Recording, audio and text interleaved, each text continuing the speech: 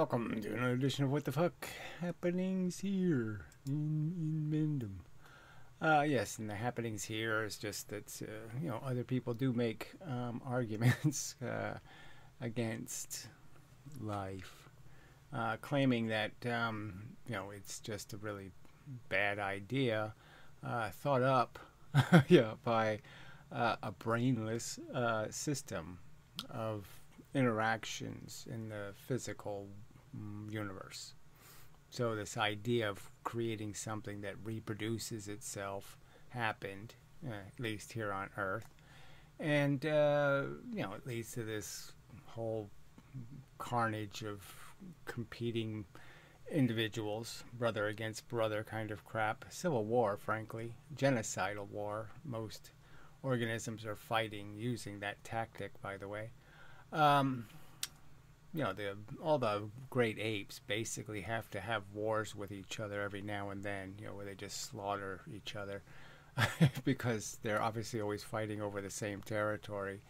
And, the Native Americans did it. I mean, this is, it's never been a happily ever after story. It's always been brutal and horrible and terrible and awful. Anyway. So, so other people make those arguments, right? And they have debates and such. And the problem with debates is it's really they have to be point by point, in my opinion. There's not much point in having a debate where you don't address every point that somebody makes. If they have some argument to make that it's unreasonable to perceive what goes on in nature as horrific and horrible, that is 90% or whatever, 99% in a lot of cases, of the youngins are slaughtered, in school shootings, so to speak. I mean, they're just wiped out in all kinds of horrific ways, having their little flesh torn off and, eaten a piece at a time, eaten alive, all kinds of really horrible ways to die. And that's the truth of it, okay? That's how you make a gladiator war, and that's the game. If the war goes all the way to the date your birth, they're coming for you, okay? Even like the traditional biblical stories, where, God has a wrath where he kills your kids. He's a really nice guy. Oh, jeez. Usually in some horrible way, smallpox or something. Anyway, so this is a debate between Amanda and some Christian loony, and on some video platform where some, whatever he is, kickboxer person thingy, it calls himself Rattlesnake, something or other, and but it's all right-wing Christian content. I mean, it's all like they think they're winning. They think they're rational, which is funny. But anyway, so it really has this insane slant. In the comments, it's all about Amanda's. She's not classically beautiful, and she's overweight, and so those are really important. And it's important that she's Jewish. They actually leave comments up like that. Just really, foul ball crap. I should read some of the comments, I suppose, but they're just, why bother? There's no content to them. We're anti-natalist because we're losers. Well, that might even be true. In the sense that, yes, that's one way to find out how terrible it is to be one of the victims.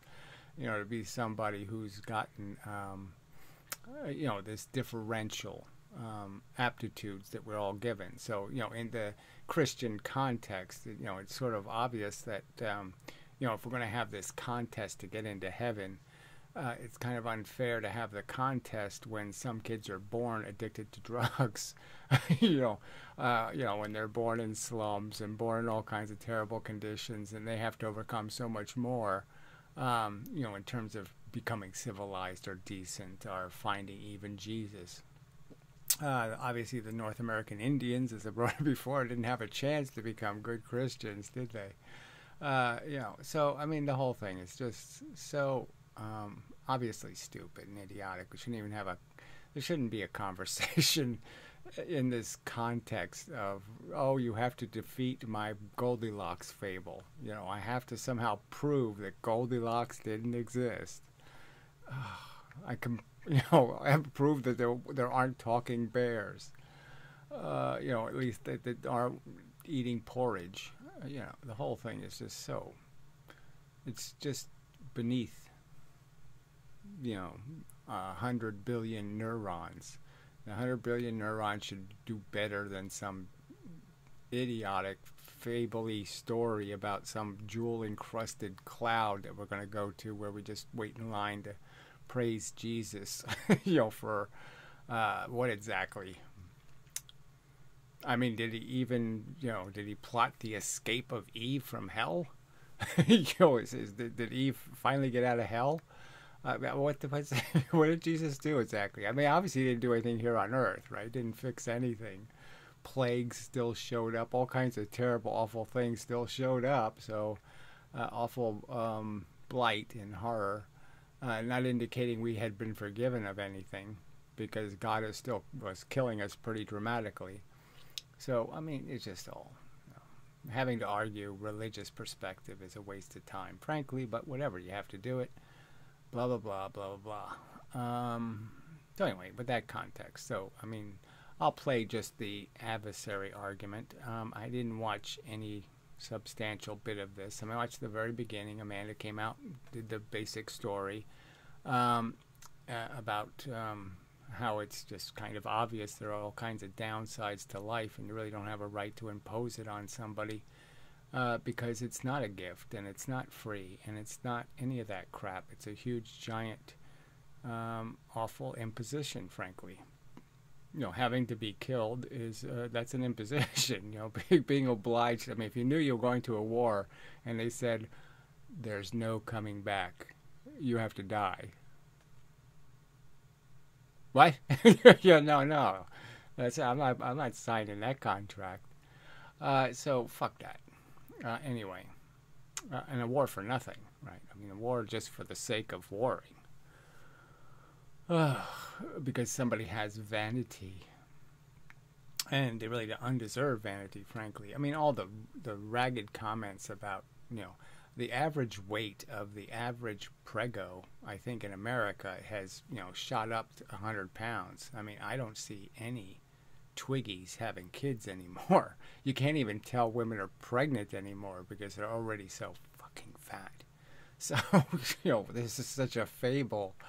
That pretty people are having kids.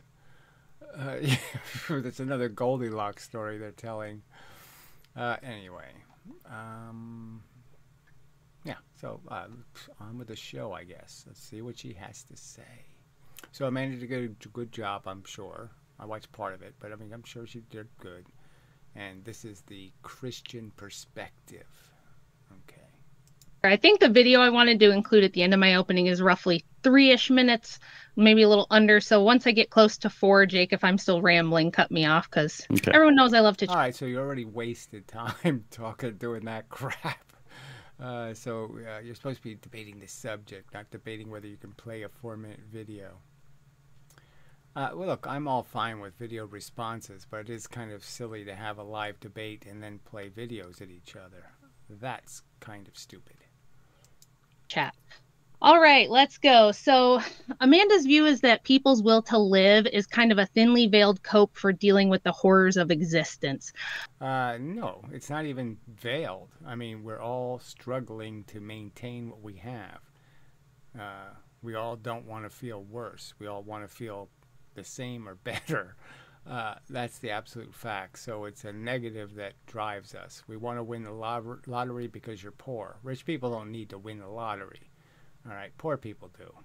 So people in negative circumstances need relief from their negative circumstance, and that's what drives people. And you can see it as the truth because you can see what happens when you give people easy access to almost everything. They end up strangling themselves in some bathroom shower curtain, doing some sort of suffocating themselves to have sex thing, or some other gross debauchery of drugs and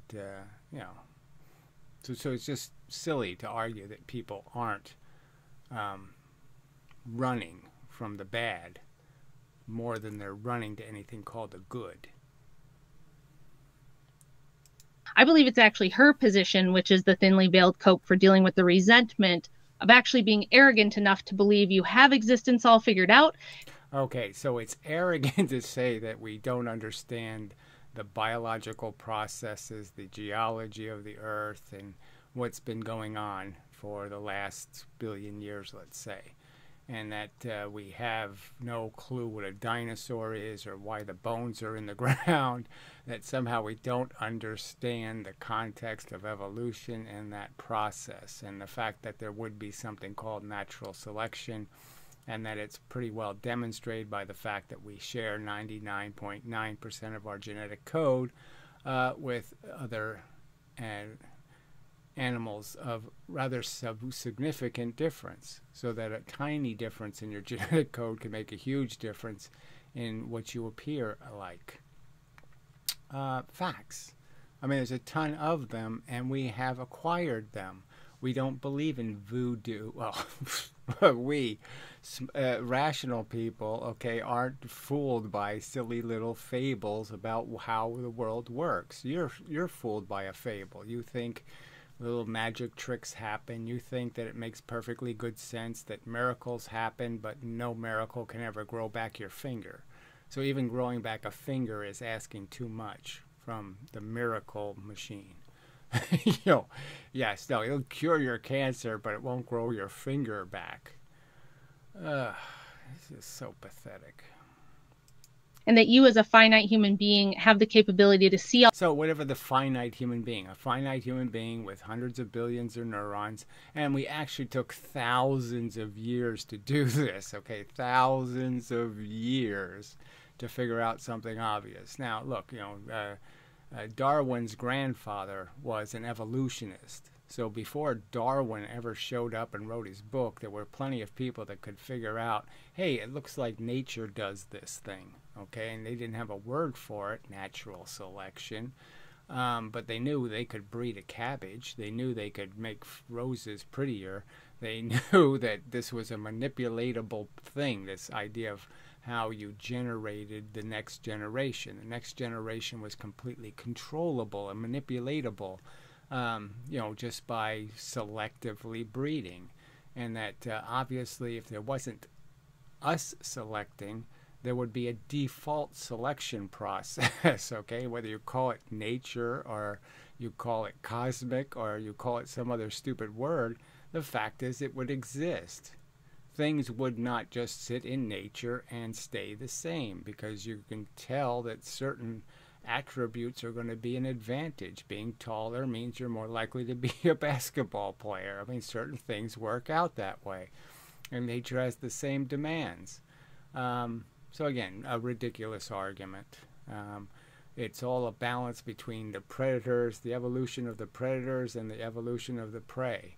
And it has to do with all kinds of, on the big scale of your actual little genetic code, on the medium scale of you fighting bacterial infections, and on the big scale of you fighting a grizzly bear. They're all going to determine success or failure as getting to the future. And so we're all the byproduct of human beings who ran away when the plague showed up, and lots of your ancestors had to probably do lots of really crappy things for you to be here. They certainly weren't medical doctors and all kinds of other things, because they usually got killed for their trouble. They got killed by the diseases they were trying to help people control. So I mean, the heroes and the good people didn't have prodigy. It's usually the scumbags and the assholes who survive. And that's just a fact of your Christian world. That's your God's design, is to punish the good as hard as possible and reward the sneaky, conniving, motherfucking, raping bastards.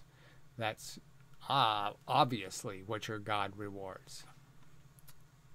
all ends and know all things sufficiently to judge existence as pointless suffering, which should have never begun. So again, this is just so. This is yes. This is the crux of the argument between an atheist and a Christian. It isn't the argument getting more specific to the statement that if you believe these premises, these axioms, do you see a reasonable argument to defend life? So I'm just saying, are you willing to kill with your bare hands 10 lion cubs to have a lion? Are you willing to, you know, those little, whatever they are, little rats that live in the dirt, prairie dogs, lots of, you know, those little marmoset things, lots of little cute animals. They have, you know, maybe 50 or 100 children, and only one or two of them, you know, reaches sexual maturation. So is that to you something you're willing to go out there and kick all of them to death? I mean, are you willing to do what nature does to create your biosphere that you're living on? And if you're going to tell me you are willing, I'm going to call you a sadistic loony. And that'll be the end of the debate. You're a sadistic lunatic. Because I don't think anybody who has loved their pet or even loved their brothers and sisters or ever loved their parents could possibly imagine having to do that nature's dirty work. So, as you know, it's clear if there isn't some kind of rationalization that explains why animals don't feel and they're not what they appear to be, which is just less intelligent versions of ourselves, what the fuck is your argument? I mean, how do you defend the mass murder of sentient organisms that never asked to be fodder for some silly contest to who gets to the future? Who gets to the future? I mean, playing musical chairs to the death is what you have to defend. So what's your defense for that? Yeah. Oh, I don't hear one. And must end as soon as ethically possible.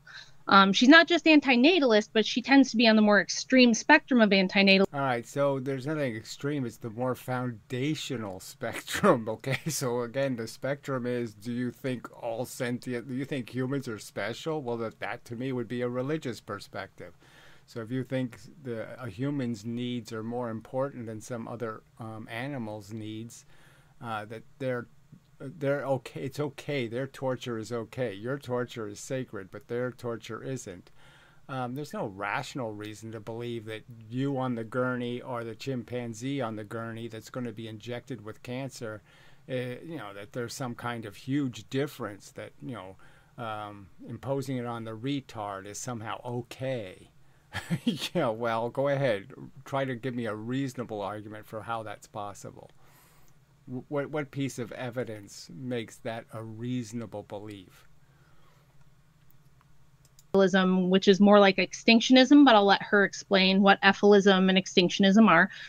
She kind of dresses this view up to sound benevolent and merciful, and the more moral one. Well, obviously that's all it is, okay? So if you get rid of the suffering and the horror, go ahead, play life all you want. So as soon as you make it a free lunch, where you're not going to impose the slavery to your notion that dying is fun, then yeah, forget it. No sale, okay? I'm not buying it, and you have no right to shove it down my throat, okay? You know, your twitching vagina has no right to tell me I have to play a game that's so obviously silly. To win what? You win nothing. You gain nothing. You build it and it all washes away. It's just a pointless pursuit of accomplishment because none of it is sustainable and you can't keep any of it. And to hold, but deeper examination is going to reveal that I think there is an underlying personal contempt for humanity. So whatever, and there shouldn't be. Yeah, again, why should there be a personal contempt? I mean, how many world wars do you have to have, right? I mean, the world wars really aren't all the wars, right? You could go back to the Civil War, which was just much more horrendous. You know, the American Civil War. And then all the plagues and all the other crap that has been endured. I mean, it's just obviously there would be contempt. What other word should there be for all this slavery, all the just the horrible circumstances that human beings have found acceptable? Ugh, pathetic. And if there is one, for its creator. So I'm going to argue against that and in favor of a pronatalist position as the more moral one based on two arguments. The first one is going to be a more pragmatic argument, which is probably best to stick to. Less like Yes, please spare me the religious babble about your fairy tale understanding of whatever it is you're going to do. You're going to go to heaven and forget and not know who you are and not know who anybody else is. And it's going to be you that's going, though. You're going to heaven, but you're not going to know who you are. You're not going to know why you are who you are. You're not going to remember anything about what you did in the real world. What? And it's going to be me? No, I don't think that would be a definition of me. Okay, if I don't remember who I was, and I don't remember anybody who I fucked over, then what's the point? I don't remember any of my dear friends who are now, writhing in hell. I don't ever think about them ever again. Yeah, too ridiculous. likely to end in like a stalemate or going over the whole audience's heads and boring everyone to death. Right, so you could have just picked one aspect and said, okay, as a Christian, if I were to believe that there was no God, what would I think of life? So from the pragmatic view, this extinctionist view is very untenable. And the reason... Okay, so again, this untenable part, when the whole human race has demonstrated how easy it is to do. All you have to do is educate people. So the more educated they are, the less they procreate, and they will actually procreate in numbers that mean inevitable extinction. So you don't have to change a single thing. Nobody even has to believe it. Nobody even has to say the word ephilism, and the human race will do it all on its own. And that's what the facts point to. So the absolute facts are an educated population will not have sufficient children. They will choose not to be blighted, okay, and distracted and consumed by, because they've already seen the failure. They've seen the failure in their own parents being assholes. They've recognized that kids don't turn out to be little perfect versions of yourself. They're not fucking mini-me's. They're not clones. They're completely bizarre, different monstrosities that really almost have no connection whatsoever to you. All right, and the fact is they're going to be able to go to the library and they're going to pull out a whole different pile of books than the ones you read and the ones you thought were brilliant. And they're going to be believing completely different things and be striving for a completely different life than the one you think you had a right to impose. It don't work is the simple point. Most people figure out, well, it's really messy and it's really expensive and it's really dangerous and it's why the fuck would I want a kid? What am I going to do with it? Well, is it a party toy? Is it a sex toy? What the fuck is it? What do I do with it exactly? Oh, worry incessantly about whether or not it should be, going down the street at 25 miles an hour on a skateboard. Oh, yeah, I want that fun. I want to sit around and just wonder how the fuck my kid's going to end up foobarred. Oh, I just can't wait for that fucking goddamn fun. And then the spectacular fun of, well, does it have leukemia? Yeah. Oh, that's a really fun one, too. God, I mean, I just can't even imagine, like having a kid that has cystic fibrosis or something, some disease that ends up being terminal, but they'll live for 4 or 5 or 6 years, suffering and, and the maintenance and then what you have to do and the torment and watching the kid in pain and suffering, you're almost choking to death all the time. How the fuck could somebody do that and say, oh, it's all fucking goddamn worth it? I mean, you do have to be a sadistic piece of garbage to sit there and defend that as something a reasonable person says, oh yes, I want that ticket. I'm going to go to the drugstore and buy the your kid has cystic fibrosis ticket because I just can't wait for the fun. I mean, fuck you. God, you're such sadistic kooks. See, this is what ends the debate. I mean, they don't ever address those real circumstances. They think all of the inconveniences of their life are just fucking stub toes. You know, they never talk about having the guy show up at your door and tell you, oh, well, your husband and 2 children are dead in a car accident. Fuck you, bitch. Even though I believe this rests on incorrect framing and disprovable assertions and unjustified axioms, I think that there's no current technology we are aware of that guarantees that you could end all sentient life. Oh, I mean, it's just amazing. Like I said, so it's just a silly argument. What do you mean? She's a physicist? I mean, it's just a joke. How do you know? What are you talking about? Where did they do this analysis? Where did the government or the CIA produce the document saying, well, you can't sterilize the planet. Can't happen. When the physics pretty much says it's inevitable. Okay, the fact is there's going to be another, it's going to happen. There's going to be another catastrophic event from space. Okay, they still do happen. Yeah, they happen every 10,000 or 20,000 years, but the fact is they do happen. Catastrophic earthquakes. I mean, all kinds of things are going to happen, okay, that will not only jeopardize human civilization, it's not only a huge threat to human civilization, but just as you can see with just the way nature functions, that it goes through these radical extermination periods.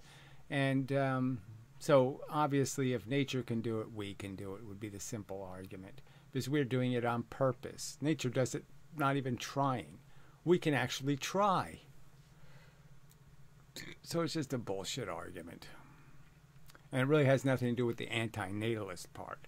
So she's clearly in the mood to argue ephilism, as if there's nothing we can do. Animal suffering is not our problem, is her answer.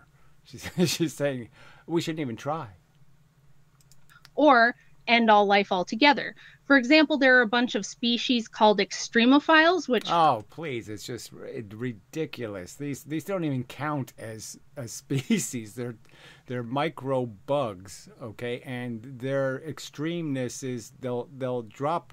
You could, they're killable in all kinds of easy ways. Just put one in the sun and you'll die. So to say, okay, this one can survive certain conditions of freezing and then being rethawed, so what? Plant bulbs can do that. Lots of things can do that. That doesn't mean anything. It doesn't mean that, and clearly there's no indication that those bugs, okay, are going to in some way evolve into what you'd call a thinking, feeling life form. Are pretty cool, and they're things that we know exist that are extremely hard, if not impossible, to kill. That would include things like tartar. So there's nothing that's impossible to kill. It's just a ridiculous argument. So again, it's too stupid. You can just, oh yeah, I killed it. Tardigrades, immortal jellyfish, and something really cool called Conan the bacterium. Oh please, so this is like kids physics and science. So this isn't anything real. And again, it doesn't have anything to do with the argument of what we should do to mitigate against the horror. So, I mean, clearly all the big mammals and all the rest of it, we can wipe all of that out. And is there any good reason not to? And of course, the argument is no, there's no good reason not to. So we certainly should do whatever we can. I would argue that, yes, if we're really serious, we can get the job done. Type of bacteria that withstands the vacuum of space, extreme temperatures, and about 3,000 times the radiation. So it doesn't, they don't survive the vacuum of space. They survive in a crevice that creates an artificial environment that protects them from the absolute space. So if you put one in space, it will croak. So again, it's just more bullshit. They have to have some place where they're protected from that real environment. Some kind of greasy spot, and they're inside the greasy spot. Needed to kill humans.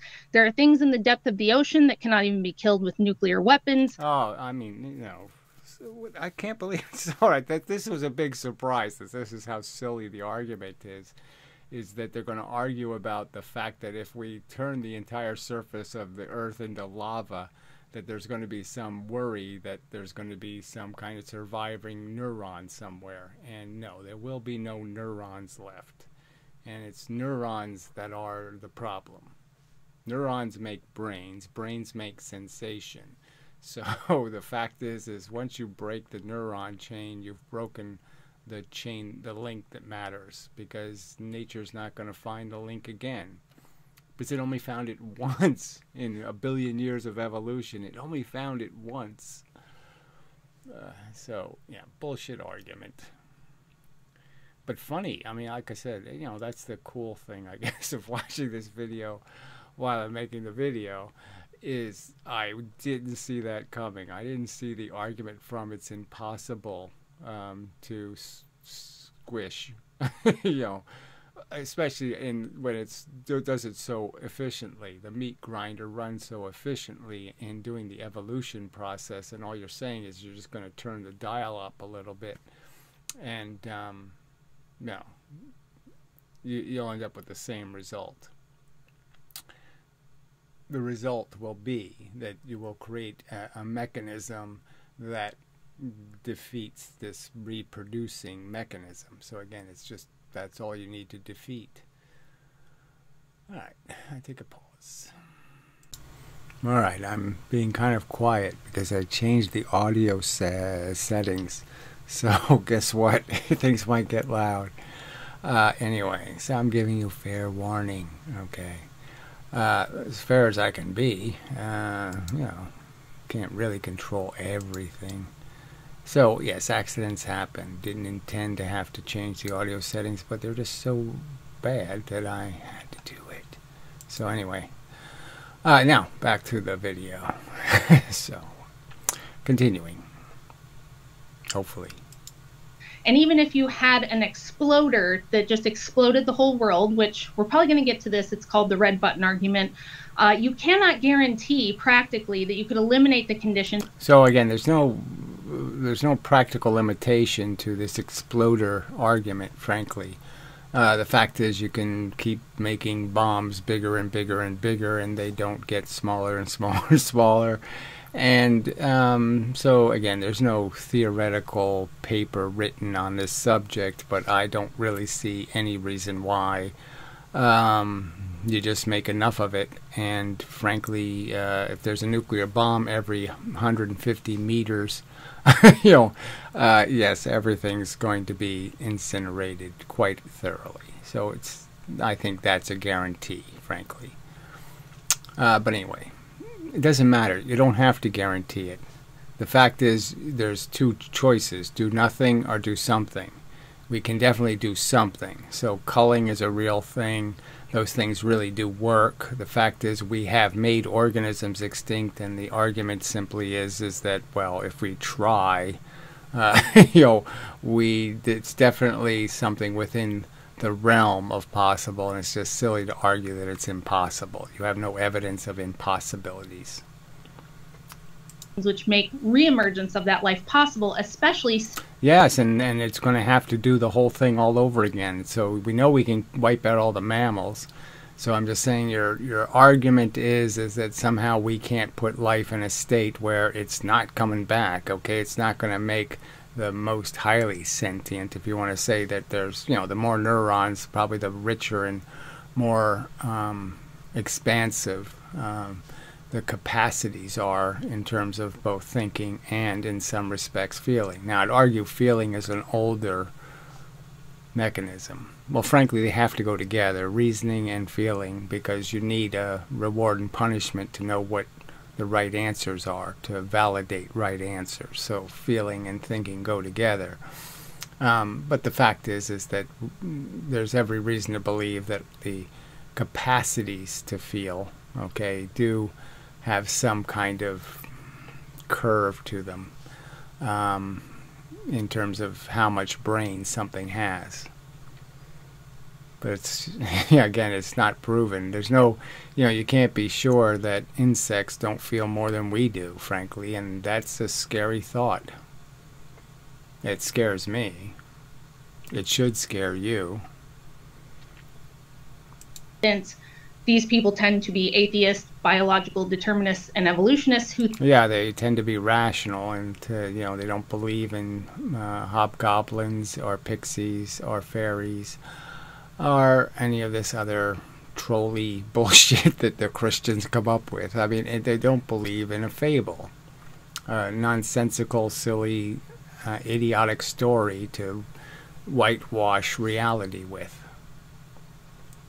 Think that life kind of just came about with enough time under the right conditions. There's no way. Yeah. Every bit of chemistry demonstrates that's exactly what the universe does. It produces chemistry, and some of the chemistry is very durable.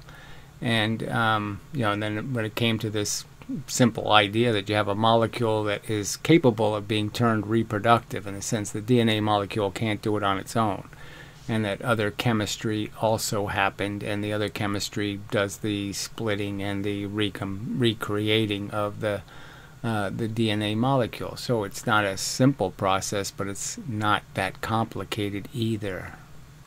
It doesn't require a godly miracle. Way to guarantee that won't just happen again, and you run the risk. So the guarantee is built into the structure that we already know. We're on a planet. It's like saying, a machine pops out that does something. Well, we have all these parts to make the machine. So the Earth is just littered with the chemistry, the amino acids that you can build these molecules out of, and somehow no other molecule has managed to duplicate the function. So the fact is, there's very strong evidence that it's not the kind of chemistry that's going to be very likely. That next time life would develop, and sentient life would develop, absent a moral agent like humans who... So how would that change anything? So she's making an argument against ethylism, and then she's arguing that somehow the human agent is necessary for some purpose. That we're playing some role to make nature less horrific, when we're playing absolutely no role. We're doing exactly the opposite. We're, farming animals and injecting them with cancer. So what the fuck is that? We're not a benefit to the natural environment in any way whatsoever. So it's just kind of crazy to say, well, this moral agent won't show up. Oh, you mean the thing's smart enough to fix the problem, but instead gets distracted by Hansel and Gretel stories? Can mitigate suffering. So if this were to happen, if you got rid of all humans and we just had an animal... So she's not even arguing, she's not arguing any specific,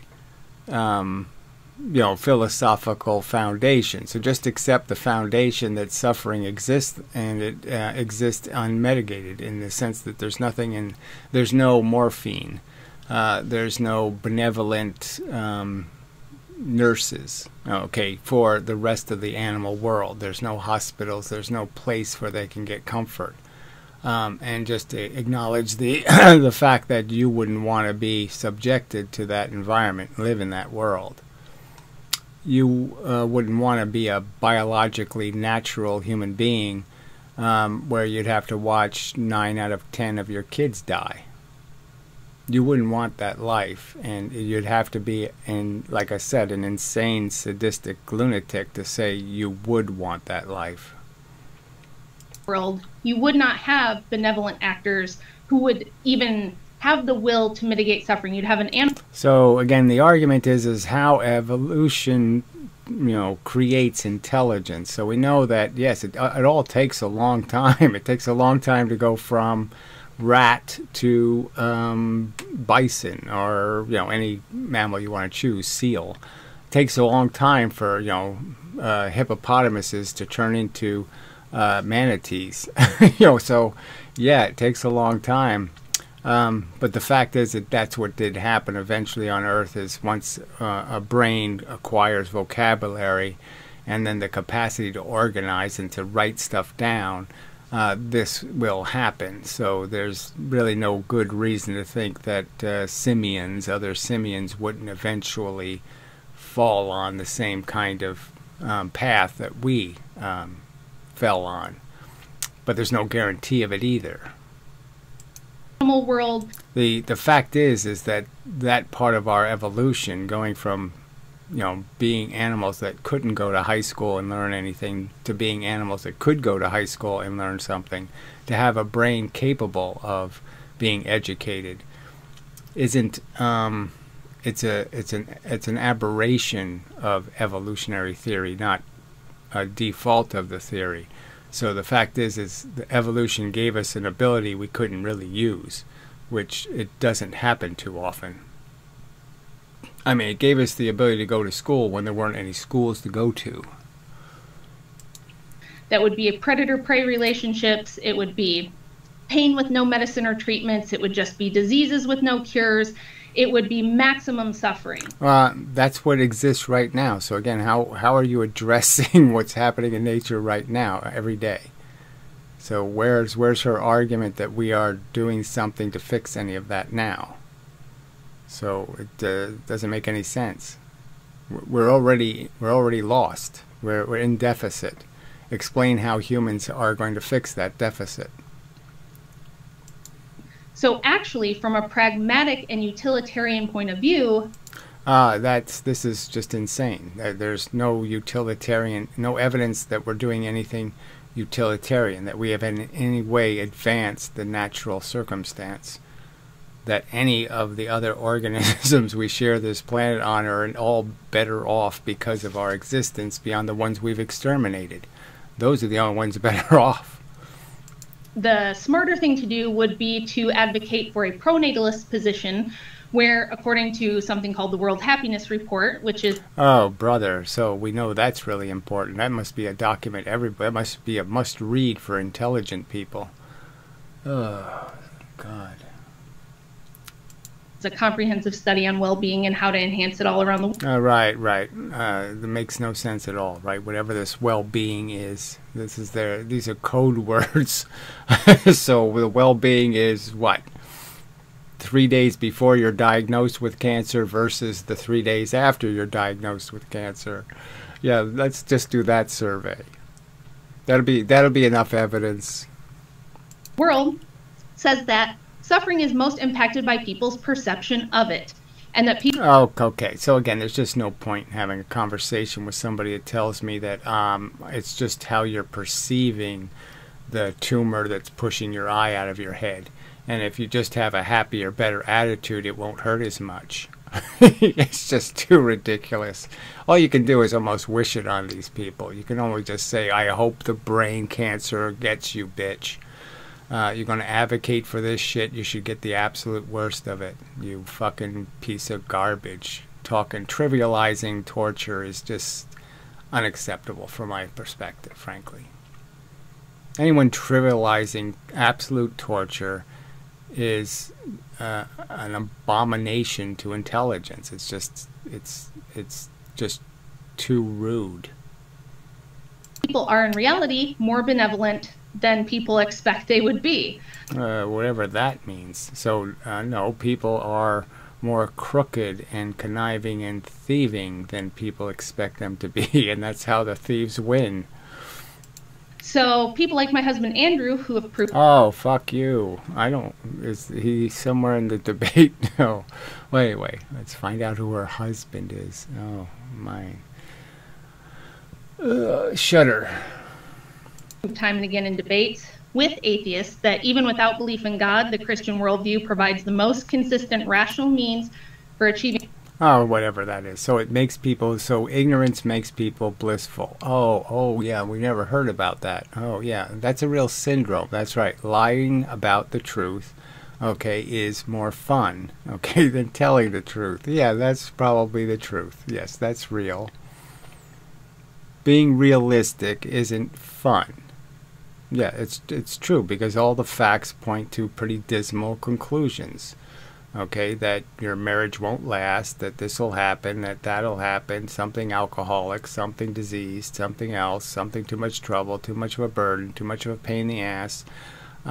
You're too old. I'm going to go fuck somebody else. I mean, you know, it should all happen to you, bitch. There. You know, get what you deserve. Get what your rhetoric indicates you think is a good deal. You should get that deal. You're going to sell the deal. You should get the deal. Virtue, universal morality, and justice than any other worldview. So the pragmatic solution would be to encourage as many Christians as possible to procreate. Right. You know, just too silly. So encouraging morons to have babies. Okay, fine. You know, that's what we're doing right now. So idiocracy is winning. That's right. You know, we hit this nice, perfect little peak, you know, in the 80s and the 90s. Population is actually declining. Civilization is actually maturing. And we threw it all away by basically saying, let's embrace the worst part of humanity and make it immune to any laws and make it immune to any kind of restrictions on its debauchery and failure to function in a civilized way. Let's just embrace the most uncivilized behavior we can find on the earth, and let's throw it right in the middle of our almost functioning civilization. Let's just tear it all down. Yes. That was the brilliant plan. Now the irony is these people probably against immigration, and you know, because they're kind of Trumpy, and so you know, that's the irony of it. Is those are the procreators. The wretched refuse are just a bunch of irresponsible parents, and nobody should be embracing that. By limiting suffering among all sentient species, since wiping life out is at this point off the table. Says you. So fuck, whatever. I say fables are off the table. So you can say you have some evidence that something can't happen. I don't see any of your evidence, and I certainly, you know, for hundreds of years, human beings have been able to figure out that God is a story. It's not a fact. We could also get into metaphysical arguments, and if it goes there, I'm happy to go there. I'd like You just did go there. to ask questions like, can you prove that there's no value in suffering when most people think there is? Or, if life has no meaning, why does Amanda derive some sense of purpose? So again, this idea that life has no meaning when Ephesus is telling you overtly that there's this huge value at stake. So you're saying that life has no meaning when we're saying, no, it's real money we're using here. There's a huge currency that's being squandered and wasted. There's something precious. And so it's just a contradiction. It didn't come out of Amanda's mouth that... but what Amanda argued is, no doubt, that life wasn't created for to cure cancer. Life wasn't created to fix something that was broken in the universe. It doesn't have any innate positive function. So it has to be able to function in some way that produces something of real value. And all it really produces is it makes a mess. It, you know, vomits. You know, nature vomits, and then it cleans up half of it. That's what human beings do. They make a mess, and then they clean up a little bit of it and say, look how great we are. We cleaned up some of the mess we made. From even being here. That's full. So with that said, we'll go into the video. Jack Chitterelli as... Oh, it's a commercial.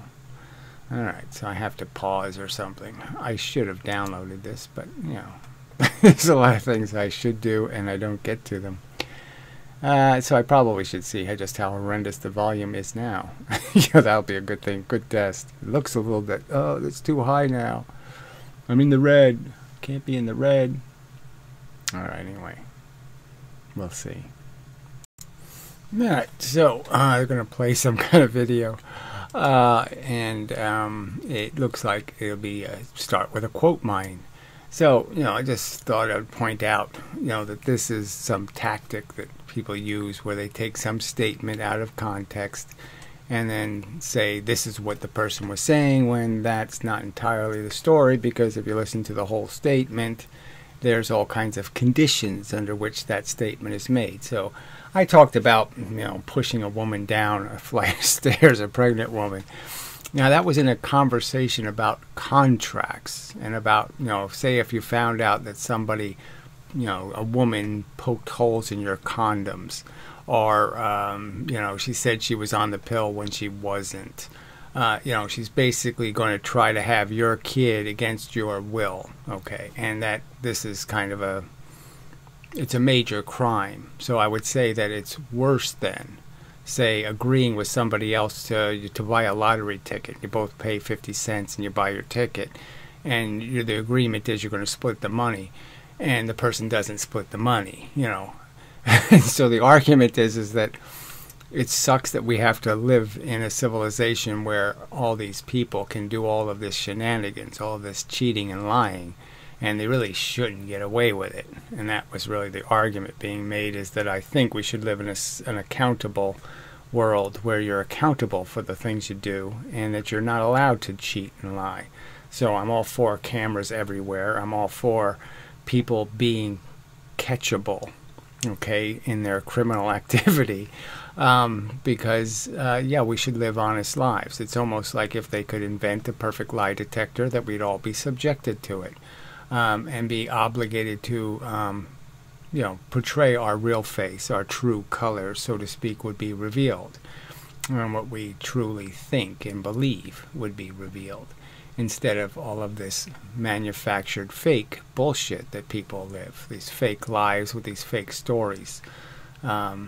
Even on the subject of, again, I made tons of arguments against ever lowering the age of consent. I don't think adults should be able to have any kind of sexual relations or activity with minors.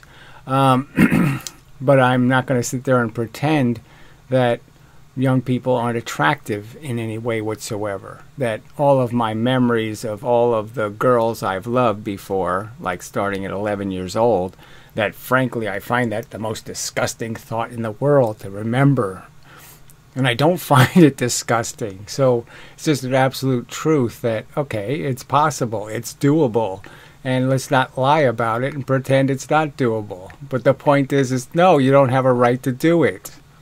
But don't sit there and tell me, okay, that I'm supposed to find youth unappealing and unattractive because I'm old. No, that doesn't happen. It's not one of our functions. It's just a silly lie, and it's proven every fucking day, when some rich celebrity, when he's 70 years old, has an 18-year-old girlfriend. I mean, quit playing a game, okay? Quit lying about the truth. And quit lying about my arguments. My arguments are not to defend anybody having any kind of sexual relationship with any child. It's not in anything I've defended or said there should be anything other than a death penalty or whatever. So, quit lying about my position. But that's what these people do. They can't have an honest argument. They always have to have this dishonest argument. So I'm just assuming that that's what's going to take place here. We're going to take one of Amanda's perhaps most inarticulate statements and say that's all of her statements, and it's really not.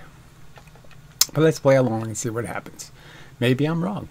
Maybe that's not the game going to be played. It just looks like it. But I would say. Okay, so it was nice having a YouTube channel while it lasted. What the fuck happened? So, I don't know. What was that? What just took place here? I don't know. What the hell happened? You know what happened? I don't know what happened. All right, well, we'll try again. We'll see what he says. Really enjoyed my YouTube channel up until now. Yeah. Sorry about that. And this is not to say that Amanda's responsible for everything Gary said, but the gentleman you saw in the clip is kind of the guy who helped introduce her to her ideology. So they're talking about me. So I don't know. What just happened there? I mean, that was hilarious. I have to go back and find out what the hell just happened here. Consistent rational means for achieving virtue, universal morality, and justice than any other worldview. So the pragmatic solution would be to encourage as many Christians as possible to procreate, thereby limiting suffering among all sentient species, since wiping life out is at this point off the table. We could also get into metaphysical arguments, and if it goes there, I'm happy to go there. I like to ask questions like, blah, blah, blah, can you blah. prove that there's no value in suffering when most people think there is? Or, if life has no meaning, why does Amanda derive some sense of purpose from even being here? Because there's a mess to clean up. Duh. Yeah, you know, that's what brains are for, is cleaning things up, fixing what's broken. That's the whole reason why it exists. It exists to solve problems. The problem is you want to get to your raspberry bush and there's a tree in the way. And so the brain figures out, well, I can't walk through the tree, so I will walk around the tree. And there's prickle bushes on the left and there's no prickle bushes on the right, so I go around the tree going the right way. Yeah, that's what brains are for. Here. That's 4 minutes. With that said, we'll go into the video. But I would say. Okay, so it was nice having a YouTube channel while it lasted. All right, so I'm sure the video that they're quoting is probably on my channel, and my channel's still up. So I don't think it was probably all that horrendous, right? But, you know, who knows? I mean, what? You say, what the fuck? What the fuck was that? I really enjoyed my YouTube. So he has a rattlesnake. He's a big, yeah, I'm tough. You know, I'm going to fight rattlesnakes. And he's afraid of playing a clip from a video because somehow I said something so outrageous that it just can't be spoken. YouTube channel up until now. Yeah. Sorry about that. And this is not to say that Amanda's responsible for everything Gary said, but the general. It was so funny. Gary, no, inmendham said, but okay, fine. Just hilarious. What was it? I mean, I have to go find out. Oh, I don't want to go bother to go find out. But what the fuck was it? The gentleman you saw in the clip is kind of the guy who helped introduce her to her ideology, which is Ephilism. She's made a documentary, a movie about it, and has worked with this guy for a long time. And again, it's not that she's responsible for everything he's ever said, but and again, there's nothing I've ever said I would take back. Obviously, some things I said in an emotional state, okay, but especially things when I say, get what you fucking deserve. Yeah, I really mean that. Yeah, I really do. You know, as much as I know there's no point in torturing Hitler because it's just another brain tortured, I'm just saying the people who are talking this shit about how wonderful it is to be murdered really can't get murdered too nastily, right? I mean, if you're going to sell murder, then you should get the worst of it, fucker. And that's all they're doing. They're selling it. You know, if you're going to sell heroin, you should get the nice heroin death. there are some things within those clips that I think need to be touched on. I don't think we can just pretend that this is only an intellectual debate and we're Oh, I'm sorry. What other kind of debate is it? So why don't you just could you maybe write it in Japanese and tell us what the horrible quote is? What's the horrible quote? Oh, just amazing bullshit. only talking about philosophical ideas. I think So they wiped out the whole 4 minutes. So apparently there was something in the 4 minutes that just can't be said, but the rest of the 4 minutes had to be wiped out. And this is they left this video up as if this is a rational debate. So they're going to debate something the audience can't see. You know, what sense does that make? Let's debate things they can't see. there's a very strong reason to believe from those videos that these are people who do not, because they don't only share a worldview with us, they have a worldview that says it's permissible to do the things you just heard about, if it means... They didn't. Nobody heard about it. So again, why is this video up? Why is this a debate? We didn't get to hear what was being debated, for fuck's sake. Too ridiculous. It's ultimately ending all life, getting rid of life so that there's no future suffering. And yes, just like Mars. Yes. We're going to tear, instead of us turning Mars into, what we like, we're going to take Mars and turn it, the Earth into Mars. We're going to say Mars is the superior condition. Because there's nothing being tortured. That poses a very serious philosophical question, which is why shouldn't we, the rest of us, the majority who do feel life is worth living, do feel life has meaning. Right. There's people who felt there was some reason to think Jews had horns. It's in the comments section on these videos, okay? People who think Jews are somehow diabolical demons.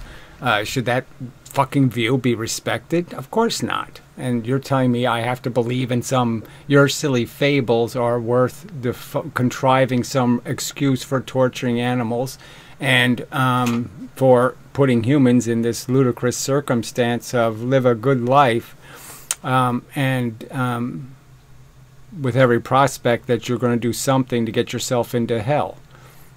I mean, Jesus was against divorce. So let's understand that the Christians are obligated, frankly, never to get divorced.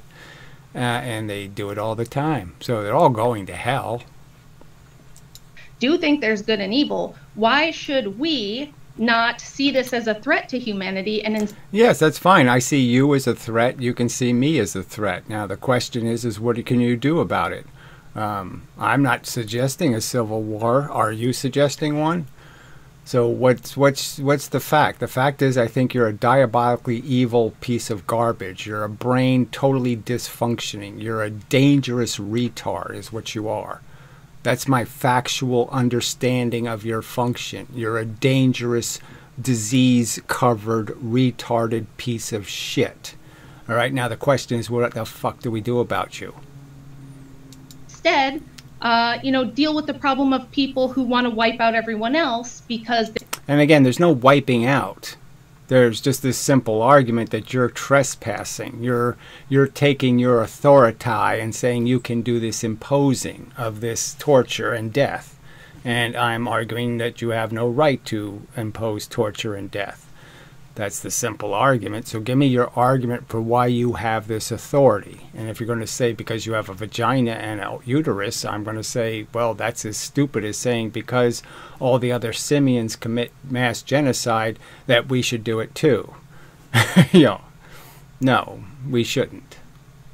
They feel that existence is such a horrible thing. So let's understand in the context of this current circumstance, the civilized world is already on the path to extinction. So they've already chosen it. Their children choose it. The children of the procreators choose not to be procreators.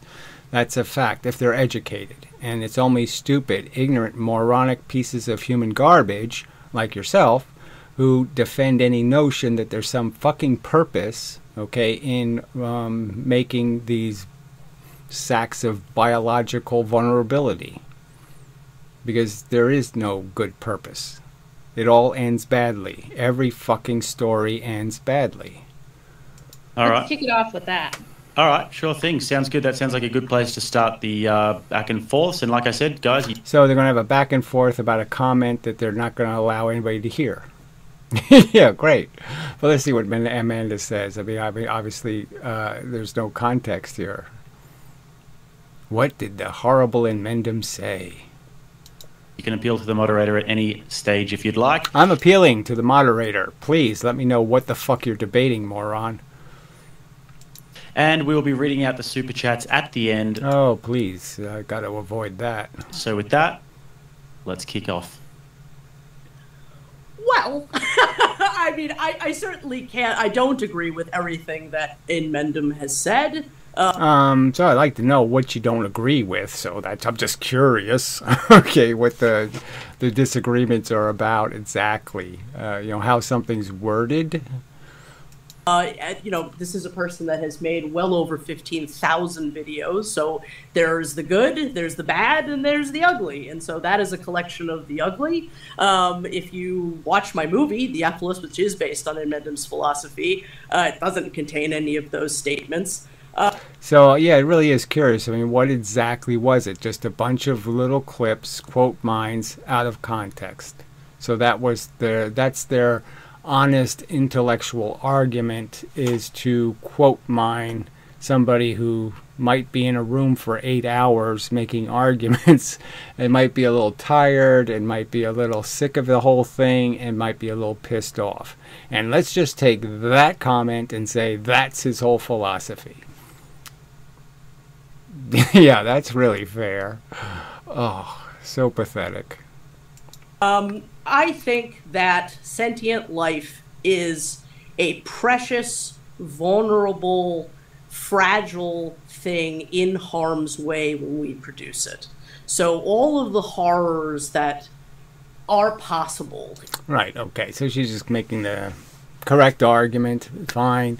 And there's just no point in saying there's some other argument. There isn't any other argument being made. The reason why the word ethicist was invented was just because the anti-natalists were just talking about the human circumstance and ignoring the fact that the animal condition is 99.999% of the sentient problem. And so unless you're just a human bias bigot, it doesn't make any sense to talk about anti-natalism in any other context than anti-natalism for all sentient life, not just humans. But anyway, all right, so I'll go find her response and such. But yes, so the whole thing took a silly turn. They're now debating arguments that the audience never heard. So yeah, that makes a lot of sense. Alright, so in this part, Amanda brought up the red button and talked about it as if it's not attainable in some sort of future, when, of course, I'd argue, of course it is. But the reason why I brought it up, and I did bring it up, was just as a thought experiment, not challenging the subject itself. I mean, not as a statement about ethylism, but as a statement about the bind we are always in. You're always in as a human being. You're sitting having dinner with Adolf Hitler, and you don't have you don't have proof. You just have a huge indication of what the future is going to look like. Your crystal ball, your brain is telling you this guy is up to nothing but evil. Do you stick a fork in his eye? You see the war coming. None of it's happened yet. Okay, it's not like you're persecuting somebody who's already guilty. But even then, this is like the thing where somebody rapes your daughter. You know he did it, okay, because you saw it, let's say. But the jury said no. What do you do? So the bind is between the social contract and your absolute understanding of justice. And so the whole red button subject was sort of me making the argument that you're in a hell of a position, just because there's so much at stake. And there's no way you can sit there and say, I'm going to just wait for, all the paperwork to be filed and for me to get my environmental impact statement and all this crap. No, you're going to disarm the bomb. You're not going to wait for a permit to do it. You're going to just do it because you know it's got to be done. So that was essentially at least half of the subject was the subject of you can't always just, the social contract has limitations, and the limitations are when you know the truth and you know they're living just for a fable. How can you not invest in being rational and saying, I have a rational brain, I can't sit there and reject its rationality, especially when so much is at stake. So it was more an argument about the confidence with which I personally understand the subject, and I can't personally change that confidence. I can't say I'm not confident. I can't pretend I'm not confident, because I'm quite confident God is a fable. I'm quite confident, okay, that this is just a biological catastrophe. I'm quite confident I don't want to strangle 10 lion cubs to death to have a lion. I'm confident. I don't want to watch 10 of my kids die so the 11th can get divorced and become an alcoholic. I don't want to do that over and over again. Forever. Yeah. Well, till the earth becomes the glowing cinder it should always have been. Anyway, so she did bring that up. Well, I'll play this part. What the hell? Until we get to the other bit. The other. Yeah, whatever she is, Rachel. But I think that we need to do the right thing. We need to be thinking about that end. How do we end gracefully? And there you go. That's the objective. So there's no disagreement about the objective, is to find the most graceful exit. And the fact is, we haven't even tried. We haven't even thought about it yet, let alone do any practical development of tools or instruments. So let's just say that, oh, come on, let's not pretend it's impossible when we haven't even given it any real thought. What can be done with biological weapons, viruses, what can be done with nanotechnology, and then what can be done with just absolute environmental catastrophe. We've already created global warming without trying. The fact is that if we try, we could probably make it a lot worse. Not badly, because the end of humanity, the end of sentient life, I think it is a reality that will befall living things. Yes, so it's inevitable. It's going to happen. So we got 9 billion people on Earth. There's going to be a point where something is going to happen that won't be survivable. Now, maybe we'll get some cancer first. Maybe there'll be an impact, or maybe there'll be, global warming, and millions or even billions of people will be killed. But it won't kill us. It won't annihilate humanity. It'll only break its civilizations and cause it all to be, back to the Stone Age, and it'd have to redevelop all over again, and have all of those wars all over again, and Rome all over again, and all of that crap all over again. Who wants that? Nobody should want that, but that's what's going to happen. But there's going to be, it's a certainty that there's going to be some point where Earth is uninhabitable. It's just going to be a fact. It's going to happen. So you're going to kill these people anyway, and it's just a matter of when. And so it's perfectly rational to say, wouldn't it be so much better when that catastrophe happens that there's no sentient beings to have to endure the catastrophe? Yeah, wouldn't that be the better answer? The flood's going to come and there's no one to drown. Oh, that would be excellent. At some point, and how do we do that with compassion? And I think that you can't do that with compassion without making the argument for what at least would be better, what at least would be the right thing, even if we don't have the tools to do that. How can that happen in the most graceful, compassionate way possible? Yeah, we don't need the compassionate part. I mean, we just have to understand that, it's this idea of empathy is really, in my opinion, from a rational perspective, it's a selfish ambition to gain some immunity. I can appreciate that I don't want to be in those circumstances, and the fact is, I and them there's no distinction. It's the same, mechanism, the same process. And so, if I don't prevent the future, I'm going to have to live it. And I really don't want to do that. Sure. So that was all kind of a big plea, like, I'm not a monster. What I'm saying is actually compassionate, just like I said in my... Yeah, and so what is exactly the point, though? What's the ulterior motive? So this whole idea that there's some other motive besides recognizing vulnerability and saying, let's not create that. Let's not make ourselves, let's quit having 9 babies die for every one that survives. Let's quit doing that. Let's be civilized. Opening, I think this is going to be constantly framed as, I'm actually the nice one. Rachel wants you all to exist and suffer. I, Amanda, care so much that I think you'd all be... Yeah, that's the argument. That's right. You're a piece of human garbage, okay, that is a sadistic Looney Tune. And that's the only way to describe you. You believe in fairy tales, hobgoblins and demons and other nonsense. You're not grounded in anything called reality. And on top of that, you're an obnoxious denier of the absolute truth, which is giving birth is giving murder.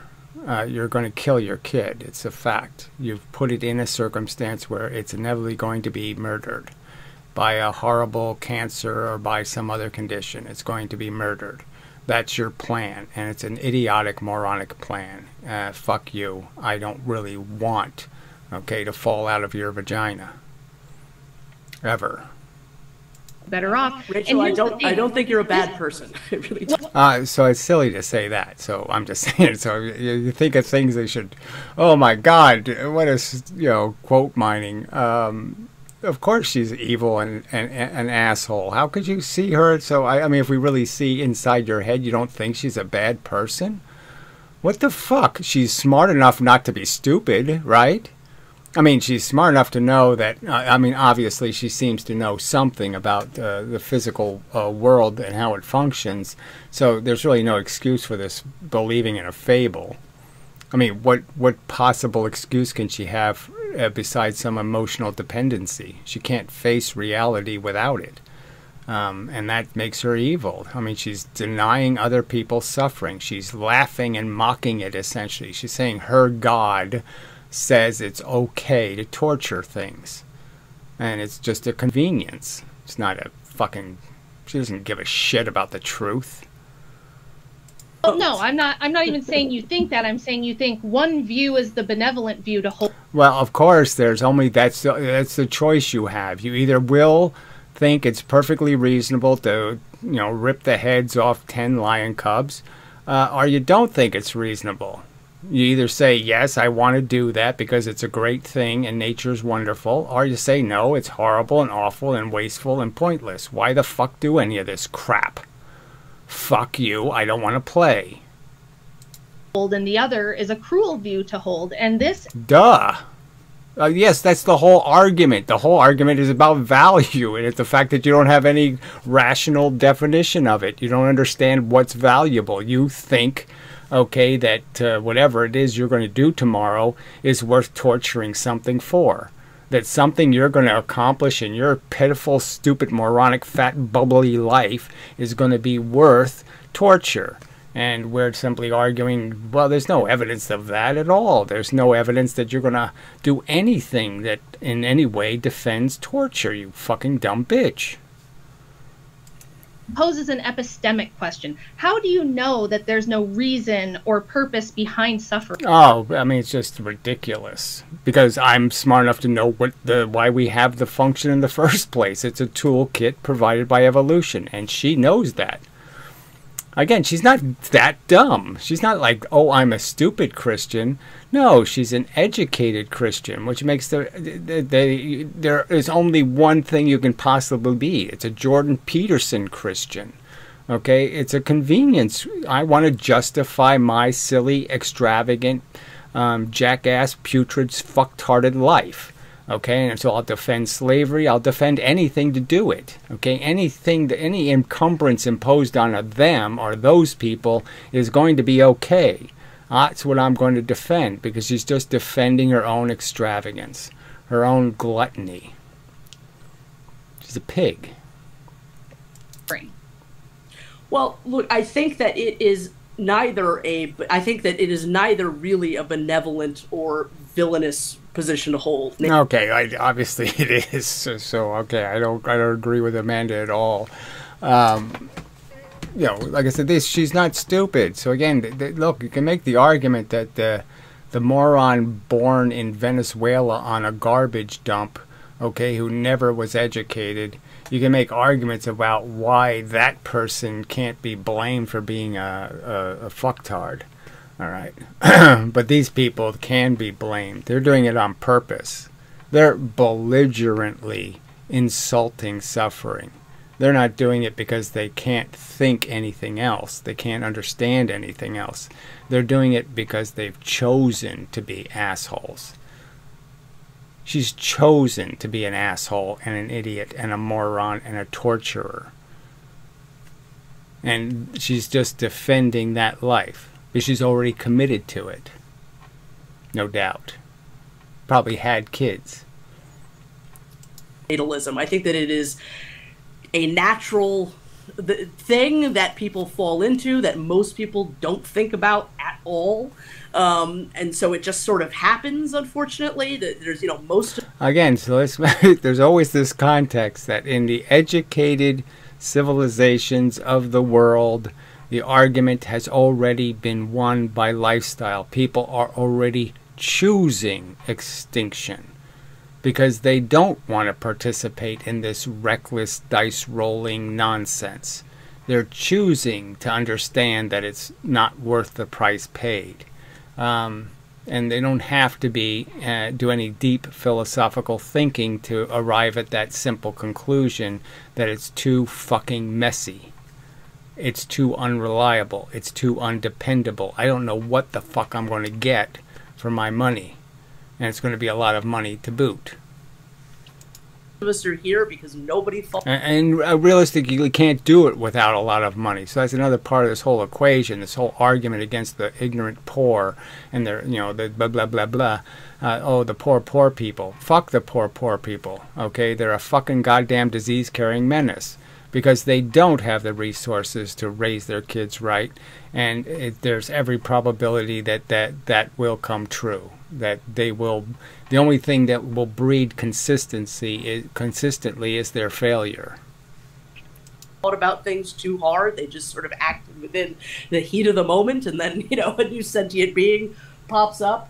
Yeah. So the reckless, stupid is what makes human beings, not smart, educated. So that just understand that simple principle that that's how it happens.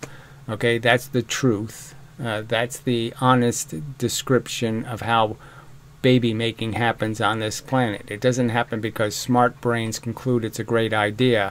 It happens because morons who haven't thought anything about their life or productivity or efficiency or function just routinely behave like their moronic parents behaved. What was your question? I'm so sorry. Now how do you know that there's no reason or purpose behind suffering? Oh, brother. So, again, there's just no reason to have a conversation about the brilliant idea of torturing things. Let's torture it. That'll teach it a lesson. No, let's not do that. So that's almost enough, I'd say. But we'll see. I'll see if I feel like playing it some more later. So, see where I am. 25 minutes. Okay. But yeah, we're missing the 4 minutes. The important 4 minutes is missing. All right. So slop this together. So yeah, it might be more. Probably will be. Yeah, probably. Well, sometime later. Yes, I'm back. Anyway, so I thought I would retract what I said now. Context again. I was thinking about my sister who died of, cancer, and she was a religious kook. And, I have these conflicting feelings, obviously, where I have, tragic, sad empathy for the pain and suffering my sister experienced and for the demon of God being driven from her by the fact that he didn't answer any of her prayers and left her to suffer horribly for years. And I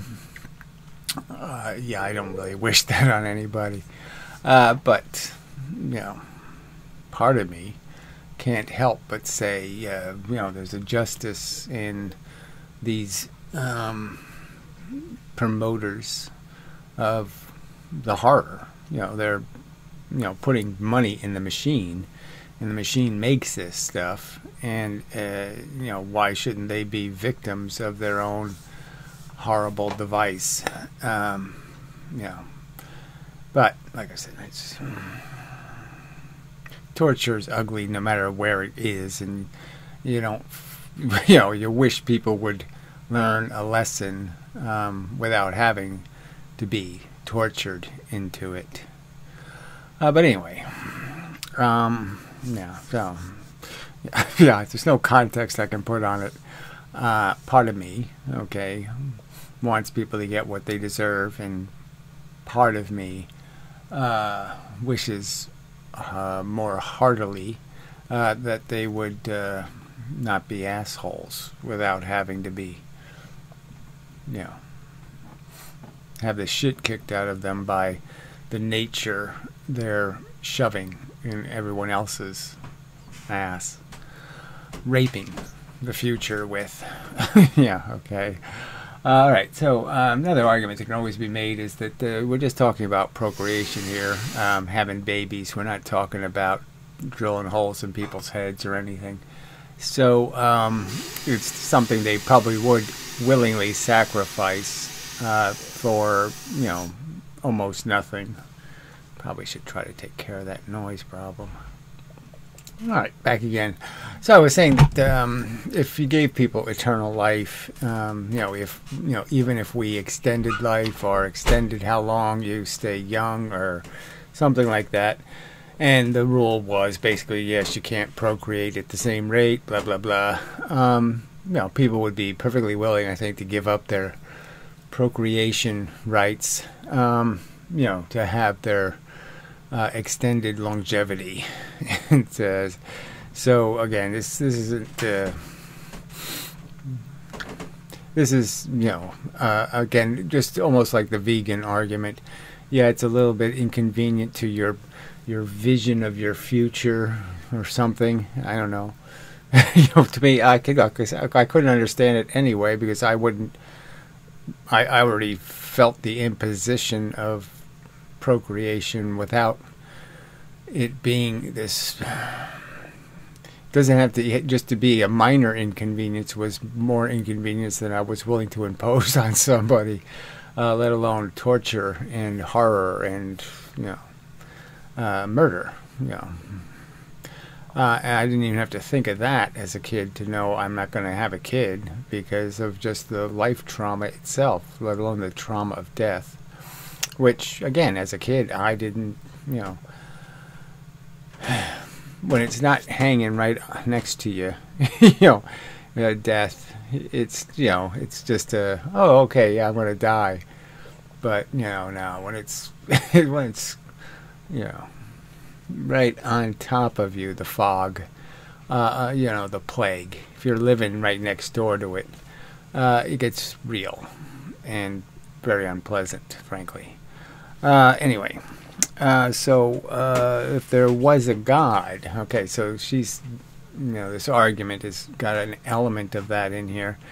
And the same question you could ask to them, what if you could convince one of these faith believer thingies just for a moment to imagine they were completely wrong, that there was some way to prove that God didn't exist, the fable wasn't true, what would be their perspective then?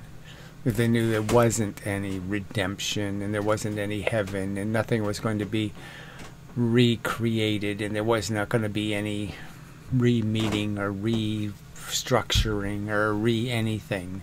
It was just a miserable death, and that's all your loved ones get is a miserable death. How would they feel about it then? How would they think about it then?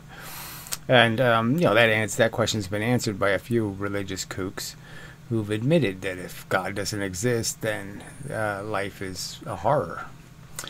And so, taking the opposite of a question, if I believed that God existed, and they proved the existence of God, but didn't prove the reasoning of God. That is some explanation for all of this horror, and how somehow the horror is undone by amnesia. You go to heaven and have amnesia. That's just not nearly good enough. So, frankly, I would want to depose a king like that.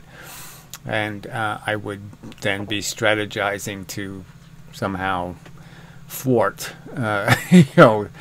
corrupt the throne of God and have him fall from the clouds and appropriately smash to pieces on earth. Something like that. Some way to unplug it. Because, yeah, it's crazy. Stupid. Torturing people forever? No point in that, certainly. Anyway, especially when they can't do anything. They can't say, I'm sorry. They can't fix it. They can't help old ladies across the street or do anything. They're just stuck in hell forever. What's the point? So even that part, yes, I know the religions vacillate on the existence of their eternal punishment, depending on whether they're reading the first half of their book or the second half. Anyway, so just all right. Then dogs and cats. If dogs and cats were in pig pens right now, I wonder if the logic would be easier for people to understand. The hell, would be easier. But I don't think it's that hard. Like I said, just to watch a few of these nature shows with the little happy animals and just recognize that most of them don't see their first birthdays, kind of thing. That it's really, really rough out there. And it's, I shouldn't have to explain this to people. But anyway, alright, so let's play a little bit more of this and call it a video and such. That's the plan anyway. I have to do something to do that, of course. And who knows? Hit the right button, Gary. Well, we'll see. Well, I think that there is a reason and purpose behind suffering. I mean, suffering for the living does build character. We have to know when something is it's a warning. Build character. Yeah, I don't think that's part of evolution. But obviously you have to have it to understand, to incorporate the values being told to you. The value mechanism is telling you right and wrong in terms of how you feel, and to incorporate that into the logic of the idea is to feel good and not to feel bad. And that's what your brain is scheming to accomplish. And there's a built-in logic to that because your feelings have a huge proportionality to you thinking you can run through a tree or something will hurt. So yes, it'll teach you to find a different strategy. That will be the lesson learned. Signal, it has all kinds of utility once we exist. The point is, there's no reason to impose that onto something that doesn't need. The point is we have a ton of purpose while we are alive. Whether as individuals in terms of a pool of functionality, we can make it bleed less, we can let it leak less, we can change its green footprint or its blood footprint. So there's definitely work to do, but the only work is fixing what our existence breaks. So if we prevent existence of the conscious sentient organism, then we prevent the existence of the worry or the need for anybody to show up and be a nurse or a janitor or somebody to clean up the mess. Yes. Sorry, go ahead. It's interesting too that you said you think that most of us are here because people just didn't really think about it. And I've watched a lot of your videos and I've read quite a bit of your book. And usually what you say is that the reason people reproduce is out of selfishness and because we are propagandized and we've had this idea imposed on us from a young age that we don't have. Yeah, exactly. Look, that's just an absolute fact. I mean, I pushed my parents and got that answer right out of them. They just did it because everybody else does it, and that's all. They didn't really think about the jeopardy and how maybe it's not a great idea. Didn't give it any thought. And that's, you know, my parents were, you know, educated and intelligent. So what are the dumb people going to do? Yeah, nothing. They're not going to think about it. You know, they're just going to do what they think makes sense. And what they think is fun. At least somebody sold it to them as fun. Until it shows up. I mean, there's a ton of pregnant women who only have, you know, women who only have one kid because they find out what having a kid does to them physically, and they say, fuck that, I'm never doing that again. But, you know, they were sold this story about how, oh, it's wonderful, you never feel like a woman, and you're going to do all, and, you know, they go there and they say, fuck this, where did they come up with this crap? You know.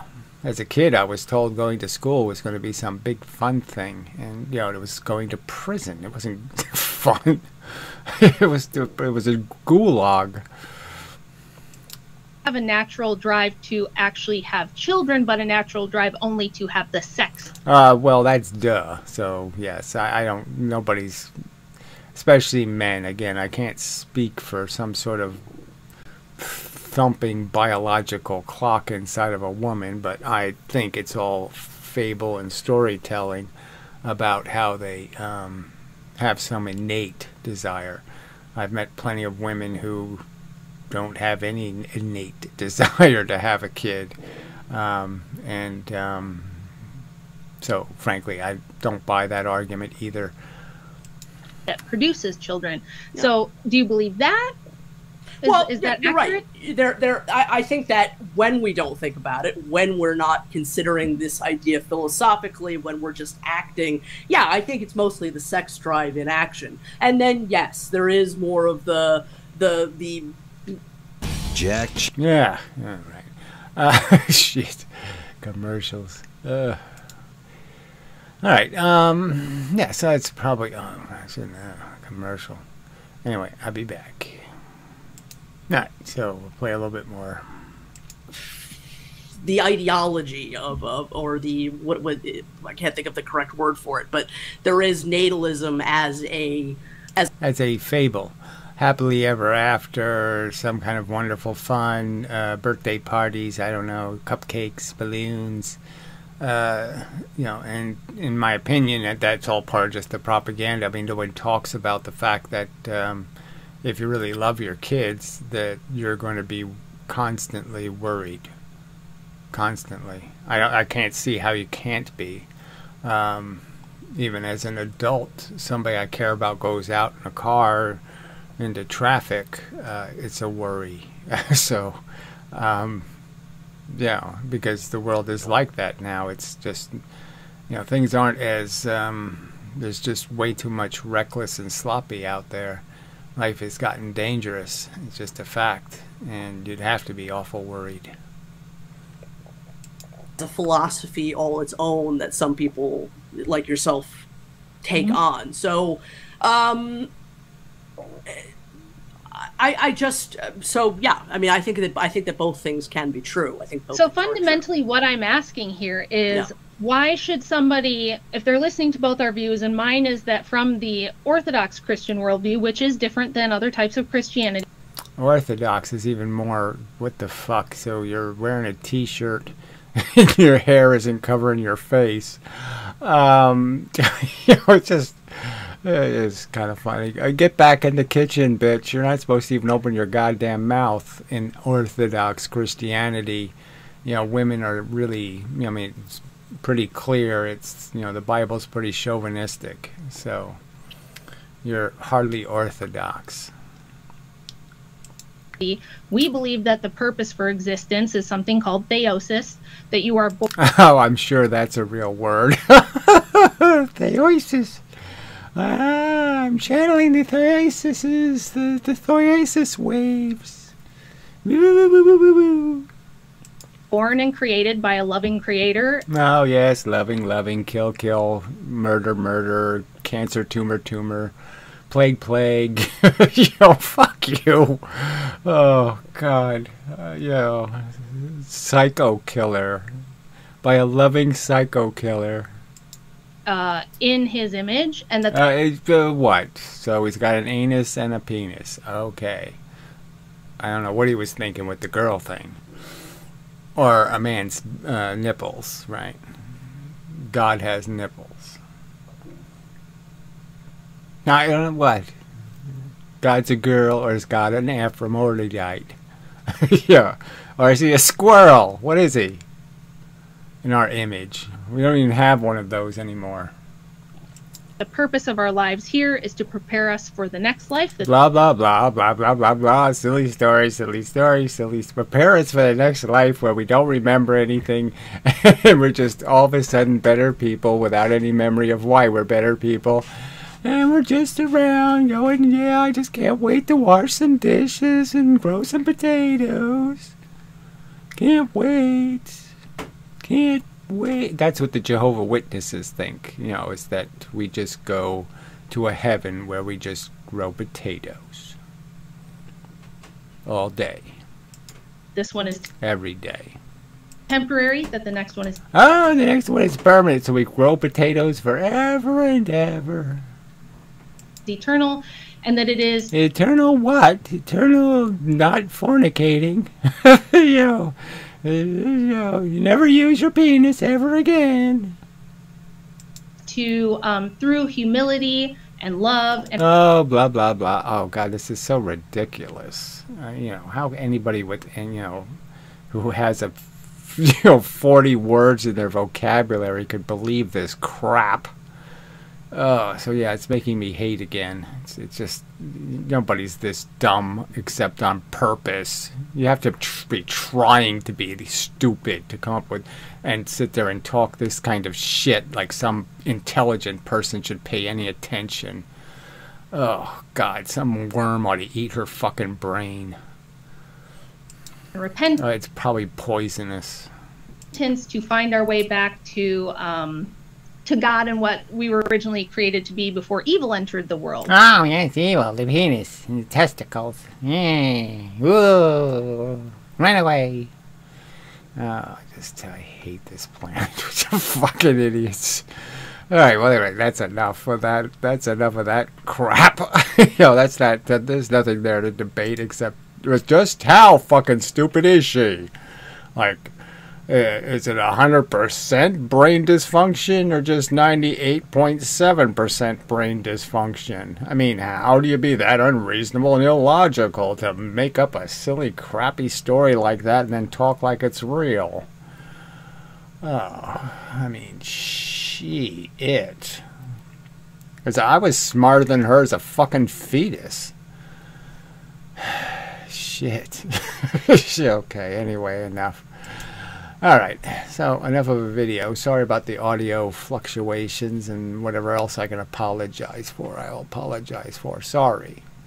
Didn't wish to imply anything or state anything. You have to be so careful about every fucking thing you say. I probably didn't even word the, imagining your past loves thing. I'm not implying that anybody should, as an adult, be excessively even interested in, somebody too young. But the fact is, is that it's conceivable is the point. It's conceivable because, yes, you don't ever become...